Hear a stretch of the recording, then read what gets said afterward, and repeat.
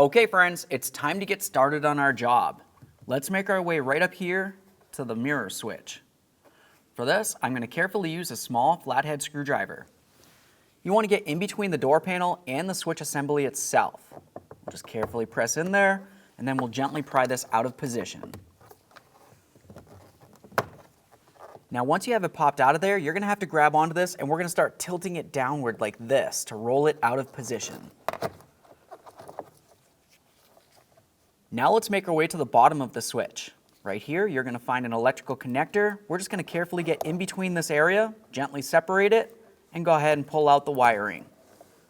After you have it disconnected, just go ahead and take a peek. If you see any funny colors, it's probably corrosion and it would need to be dealt with. There it is, friends.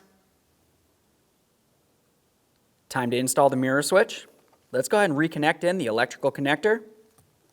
Listen for a click, give it a tug. Now we're going to go ahead and start putting this in here. You remember when we removed it, we had to roll it a little bit. So let's start in that rolled position, aiming downward. We'll go ahead and slide it right in here. Carefully press it. Now we can start bringing it into the proper position and press it in. Make sure it's nice and secure.